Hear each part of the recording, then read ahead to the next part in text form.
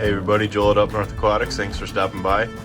Today we are going to scape and stock this I believe 1 gallon aquarium that I got for free and try to do a no filtration blue shrimp tank. I know it's kind of controversial, but it has been done. So we're going to try it. We're going to give it a few days. If anything bad happens, I'll just drop another airline from my pump there and run a filter in it, and things should be good. But I mean, let's try it and see what happens. So step one, I'm going to clean this out in the bathtub, fill it up with room temperature water because the shrimp are going to be here pretty quick. Step two, we're going to get some cycled aquarium gravel from an aquarium in the basement to just kind of jumpstart the cycle. And we're going to grab a decoration and some plants for it and scape it. And step three, we'll put the shrimp in and we'll start monitoring them. So this video is going to take a few days, and by the end of it we'll know if it's doable in the short term anyway, and over time I'll keep updating you guys on whether it's doable in the long term or not. So I'm going to get this cleaned and filled up with water, and then we'll go pick out our gravel and decoration. And there is reason behind the gravel and decoration that we picked, so I'll explain that as well. All right guys, down in the fish room now to grab some gravel. And now we are going to be keeping blue shrimp, so they do need a dark substrate, which unfortunately leaves me with only this as an option because I do need some cycled substrate. So that's what we're going to be using. And the reason they need it dark is because that's the only way they can keep their deep blue. But the decoration we put in is actually going to be fake coral, not real coral, because real coral will leach things into the water. Actually, real coral for shrimp might not be the worst thing because the calcium and stuff that goes in the water would probably be good for shrimp. But in this case, we're going to use fake coral because there's lots of little holes and crevices in it that the shrimp can live in and breed in, almost like ants on an anthill. But yeah, so we're going to take a cup of this dark substrate, some of that coral, and of course some hornwort since we're super high tech here. And we'll get that in there, let it get to temp, and I'll check back when the shrimp are here. We'll get them acclimated, put them in, and start just monitoring them every day. So I will scoop some of this out and I will see you shortly. All right, so here it is with our dark substrate to keep the blue shrimp blue, the fake coral to allow them to hide and hopefully breed in some of these holes. And I put a moss ball in here because they can pick on that for food. I got some floating plants in here. And of course putting the gravel in here stirred stuff up, and that fake coral is still kind of releasing some bubbles into the water from air that's trapped in and around the many little crevices. So I'm going to fill this water line up the rest of the way, and then I'll see you guys when the shrimp are here, and we'll get those acclimated. All right, no shrimp yet, but I do have to say that I'm a big liar.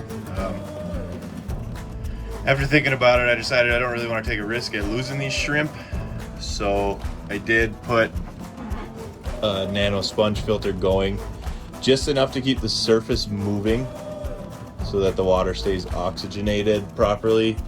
And I actually, to get it to go this low and flow, had to even like tie a knot in the airline because that didn't even go low enough. That is faulty, but and the water's just barely moving, but it's enough to keep oxygen in and out of the tank. So yeah, my bad there. I just decided this was a better route. So yeah, I'll see you when we get some shrimp. All right guys, so we had a change of plans. I'm talking a little quiet because the kids are still sleeping. Wasn't able to meet up with my friend to do the trade for the shrimp yesterday afternoon like I was supposed to. Things came up, so we're gonna 7 o'clock in the morning. The kids are still sleeping. We ran, met up, got the shrimp. We're gonna kind of skip the acclimation process on this one for that reason. And I'll check in when the lights come on and the shrimp are in. But super simple. I'm just gonna plop and drop by temperature acclimating. So the shrimp are in here. And there's lots of them, and there's even babies, and they look really good. There's probably at least like 20 of them. if not more. So if it is a little overstocked for this 1 gallon, we have other tanks, we'll move them. But I guess what I'm getting at here is this tank's not heated, and the water temperature is the same temperature as the room. So it's as easy as, you know, letting these guys sit on the table next to it for 20 minutes, dumping them in a net, and then putting the net full of shrimp into the tank. If you had different water parameters, CB and my friend don't have different parameters. They're all the same water source. If you had different pH, different hardness, anything like that, you would want to drip acclimate by getting these guys in a bucket in their water, starting a siphon and slowly trickling water from your water to their water, and then, you know, letting it get to temp, letting the pHs kind of even out so it doesn't shock them too much, and then putting them in. But this is just as easy as, for me in this situation, letting them warm up on the tank, or next to the tank, until they're the same temperature as the tank, putting them right in the tank. So it's a few hours before all the lights come on, so I will check in with you guys then, but by then I'll have to put the shrimp in. So next time we see each other here, we'll have some shrimp in our tank. Hey guys, shrimp are in, lights are on.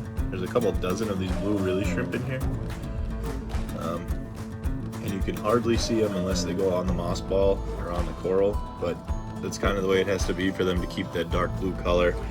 They have to have a black substrate. So there's a lot of action in a little tank, and if it ends up being an overstocking issue, like I said, we'll move them around, and as they breed, I'm going to pull from here anyway to get a good colony of these guys going in a couple different tanks, because I really like them. So what I'm going to do is I'm going to give them today to just kind of settle in, although it seems like they're doing fine. There's a baby over there. Give them today to settle in, even though it seems like they're doing fine already. We'll feed them tomorrow and do one more update on them, and then that'll wrap it up for this video. Yeah, like I said, if you look at that airflow, that's literally all I'm giving them. Just enough to keep the surface moving a little bit, just to get some oxygenation in the water. And if it has to go up, it'll go up, but I think this will be just fine. So I'll let you guys know tomorrow how everything looks, and we will go from there. Alright, so two things. One, I increased the flow a little bit, and I'm still fine-tuning it because I got a whole new like air regulator, so just kind of dialing that in. And other thing is, I fed and I put food in the water already because I wanted to have time for it to sink and them to find it and start eating when I was filming. But as you can see down here, I'm getting close, if you can see it, there he is. Blue shrimp right there eating. And that's just a vibrobite, like the Hikari vibrobite. There's some that landed on the white fake coral there. There's a red shrimp, 2 red shrimps under there eating. So, oh yeah, that's another thing. I threw some reds in here.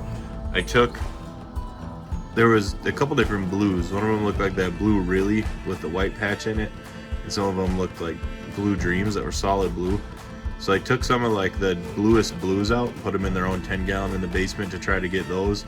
And then I took some of the lighter reds out of the red cherry tank and put them in here because this is just an enjoyment tank. It's not really a breeding project, so I don't need the high quality shrimp. And I'm gonna breed the high qualities in the basement. I'm thinking about ordering some yellows and some oranges and doing the same thing, just throwing some of the lower quality ones in here, just so we have a mixed tank, or a Skittles tank as they call it, of all, you know, average or below quality shrimp, but all sorts of different colors running through here, because this is just kind of a fun tank to sit back and watch. And then in the basement we'll have dedicated tanks with the specific colors we're trying for. So and we'll try to get the best ones we can through breeding and culling. So so yeah, there it is. I mean, this is as simple as it can be for these Neocaridina shrimp, and that is a good thing to bring up too. These are the Neocaridina shrimp, which means they do like this harder water with a higher pH. And I have my pH is 8, Caridina shrimp do not do well. Those would be like your crystal shrimps and such.